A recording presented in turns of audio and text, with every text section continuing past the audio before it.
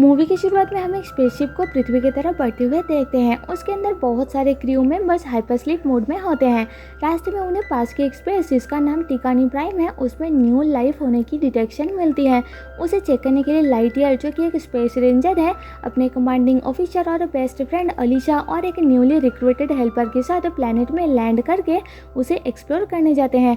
पर थोड़ा दूर जाने के बाद जब लाइटईयर अलीशा के साथ बात कर रहा होता है तो पीछे से वहाँ रहने वाले कुछ क्रिएचर उस हेल्पर को खींच के जमीन के अंदर ले जाती है और उन दोनों पे भी हमला कर देते हैं। दोनों उन क्रिएचर से बचते हुए अपने शिप की तरफ भागते हैं। शिप में पहुंचने के बाद वो देखते हैं कि वो हेल्पर क्रिएचर के बीच में फंसा हुआ है, इसलिए लाइटईयर उसे बचाने के लिए जाता है पर उसका हथियार गिर जाती है।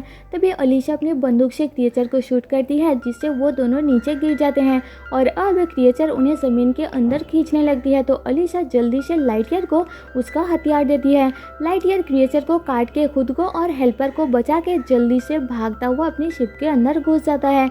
अब वो क्रिएचर उनके शिप को जमीन के अंदर खींचने लगती है तो लाइटईयर जल्दी से उसे उड़ाने की कोशिश करता है पर टेक ऑफ के बाद वो एक पहाड़ से टकरा जाती है और डैमेज होकर वापस से उस प्लेनेट में क्रैश हो जाती है।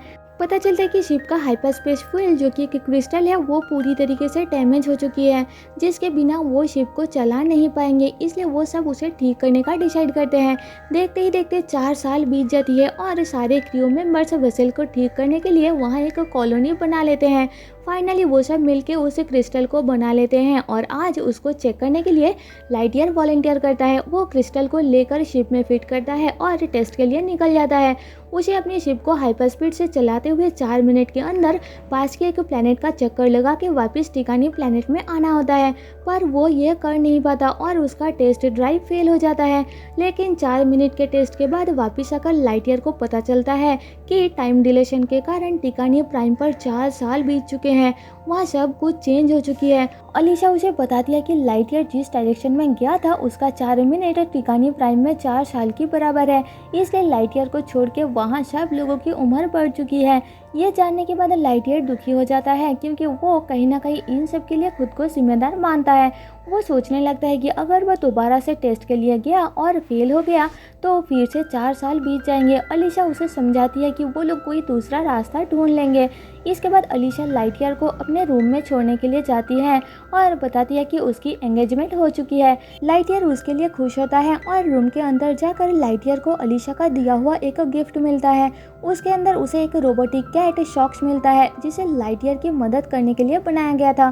अब लाइटईयर सोने के लिए जाता है पर नींद में वो खुद को शिप चलाते हुए देखता है और नींद से जाग के किसी भी हालत में वहाँ फंसे लोगों को वहाँ से निकालने के लिए उस मिशन को अंजाम देने का सोचता है। इसके बाद लाइटईयर शॉक्स को क्रिस्टल में आधी गड़बड़ को डिटेक्ट करने का कह के खुद दोबारा टेस्ट ड्राइव के लिए रेडी होता है। अलीशा उसे रोकने की कोशिश करती है पर वो बात नहीं सुनता और मिशन के लिए निकल जाता है। ऐसा करके वो कई बार टेस्ट करता रहता है। हर एक टेस्ट के साथ उनके टिकानी प्राइम पर 4 साल पास हो जाते हैं और ऐसे देखते ही देखते उनकी 62 ईयर्स बीत जाती है। इस टाइम में वो कॉलोनी भी डेवलप हो जाती है और अलीशा भी शादी करके एक फैमिली बना लेती है। टाइम के साथ उसकी बेटे की शादी हो जाती है और वो बूढ़ी हो जाती है। एक बार टेस्ट ड्राइव के बाद वापस आकर लाइटईयर को पता चलता है कि ओल्ड एज के कारण अलीशा की मौत हो चुकी है। अलीशा उसके लिए एक वीडियो रिकॉर्ड छोड़ जाती है जिसमें वो लाइटईयर को आखिरी अलविदा कहती है और बताती है कि उसकी ग्रैंड डॉटर इजी भी उसके तरह एक स्पेस रेंजर बनना चाहती है। तभी वहाँ अलीशा का बेटा बर्नसाइड आता है जो अब वहाँ का न्यू कमांडिंग ऑफिसर बन चुका है। वो लाइटईयर को अब टेस्ट ड्राइव करने के लिए परमिशन नहीं देता, उल्टा वही रह के अपने एरिया को और ज़्यादा प्रोटेक्टेड करने का कहता है। लाइटईयर उसे समझाने की कोशिश करता है पर वो नहीं मानता और वहाँ से चला जाता है।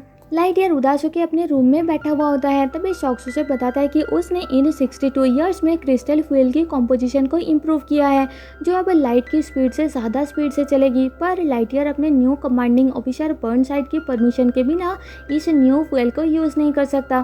तभी 2 लोग वहाँ लाइटईयर को लेने के लिए आते हैं पर वो शॉक्स को लेकर उनसे बच के भागता है और वहाँ की लैब से शॉक्स का बनाया हुआ फार्मूला से फ्यूल क्रिस्टल बना के उसे एक शिप में फिट करता है और टेस्ट ड्राइव के लिए निकल निकल जाता है। इस बार वो अपने मिशन में सक्सेसफुल हो जाता है, लेकिन इस बार वो 22 साल बाद वापस आता है और देखता है कि टिकानी प्राइम की हालत खराब हो चुकी है। तभी एक रोबोट जिसके अंदर अलीशा की ग्रैंड डॉटर इजी होती है, वो आकर लाइटईयर को साइड में ले जाती है और ऊपर की तरफ एक बहुत बड़ी शिप दिखाती है।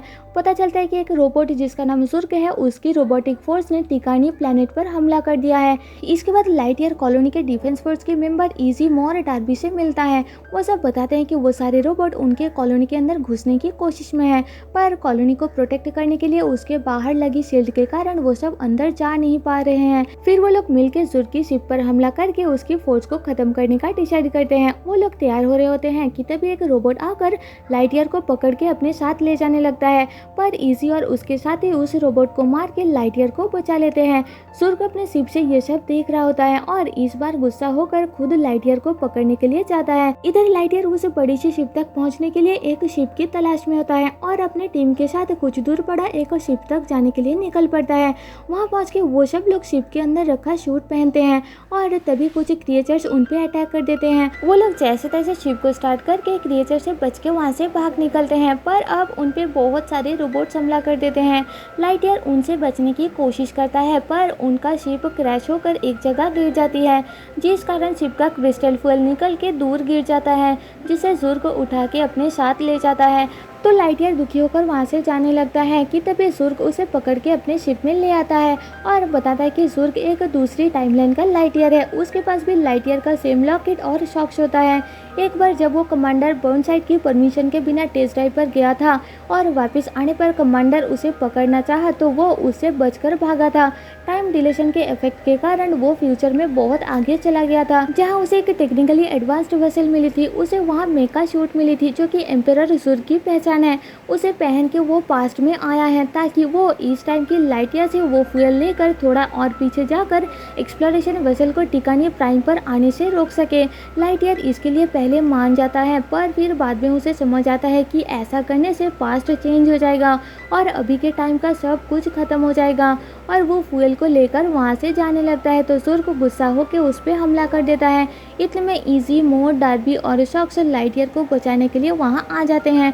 वो सब मिलकर जुर्ग की शिप पर हमला करके उसे तबाह कर देते हैं और क्रिस्टल फ्यूल को लेकर शिप से निकल जाते हैं और दो अलग अलग शिप से भागते हैं, लेकिन जुर्ग इन सब से बच जाता है और लाइटईयर की शिप पे हमला करके क्रिस्टल फ्यूल हासिल कर लेता है। फिर जैसे ही जुर्ग लाइटईयर को मारने लगता है, वो उस फ्यूल पर शूट कर देता है, जिससे ब्लास्ट के कारण जुर्ग की मौत हो जाती है।